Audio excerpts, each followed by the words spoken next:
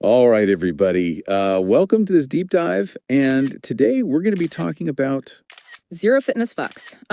This is a book I think a lot of you have been asking about. Yes. And I'll be honest, it's one that's been on my radar for a while too. Yeah. So without further ado, let's just jump right in. So Zero Fitness FucX, it really promises a different kind of approach to fitness, right? Yeah. Like one that kind of resonates with, I think, a lot of us who are maybe a little tired of the hardcore gym bro stuff and really kind of want something that speaks to like a more holistic view of well-being. Right. Absolutely. It's interesting you say that, the gym bro mentality, because it seems like it's becoming more and more outdated, thankfully. And this book is, like you said, really embraces this holistic perspective, right? It's not just about how much you can lift. Or how fast you can run. It's about mental well-being, emotional well-being, even social well-being. All of that plays into it. Yeah. And it's interesting you say that because I think a lot of times we compartmentalize those things, right? We think about, okay, fitness, that's just my physical health. Yeah. But this book is really saying, no, like it's all connected. Like you can't it's all have one without the other. Yeah. You know what I mean? Absolutely. And they even use this really, I think, helpful analogy in the book. They talk about like a car, right? And they say, sure, a powerful engine is great, but if you don't have a well-maintained chassis, if you don't have good tires, you're not going to have optimal performance. You know, it's about the whole package. It's about the whole package, exactly. And I think what I found really fascinating, and I'd love to hear your thoughts on this, is how the book kind of dives into this historical context of fitness, right? Like they have this whole section, I think it's called Historical Lens. Historical Lens, yeah. They basically talk about how our views on what it means to be fit have really been shaped by like societal norms and even technology, which I thought was really interesting. It is. And you know what? It made me realize how much... Where you've been influenced, like, without even realizing it, right? Oh, for sure. Like, think about, for example, like 100 years ago, right? Yeah. Being fit was less. About having six-pack abs. Yeah. And it was more about being able to, like, work on a farm all day. Right. Or like, walk for miles. Yeah. Exactly. So it's interesting to see how those perceptions have shifted and how they continue to evolve even today. Absolutely. And that actually, leads perfectly into another section I found really eye-opening, which is the power of environment section. Yeah. So they argue that our surroundings have a bigger impact on our fitness journeys than we might realize. Yeah, absolutely. It's not just about willpower. It's about like access to resources, social support. It's huge. The whole 9 yards. I see this all the time, especially with my clients.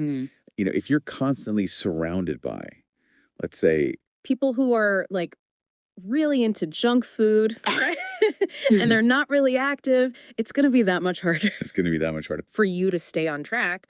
But on the flip side, if you're surrounded by people who are, making healthy choices, it's like it rubs off on you in a way. Yeah. Like you're more likely to go for a run. Exactly. If your friend is like, hey, you want to come with me?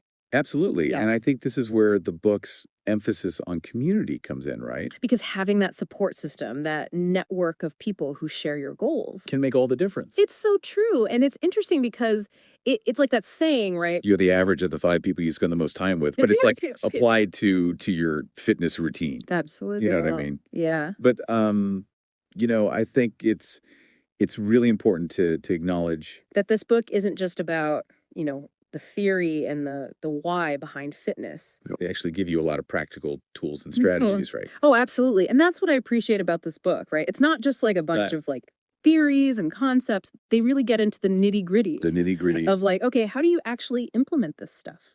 And I know you were particularly interested in the intermittent fasting part. Yes. Which I think the section is called intermittent fasting. A tool, not a rule, yeah. A tool, not a rule. That's it. And they do a really good job, I think, of not presenting it as like this magic bullet solution. No, absolutely not. Yep. And I appreciate that because, so many diets and fitness plans out there. Oh, yeah. They try to present one thing as like the be all and end all. Right. But this book, it emphasizes, finding what works for you. Experimenting, listening to your body. And it goes back to that individuality, right? Exactly. Like we're all different. We all have different needs, different bodies.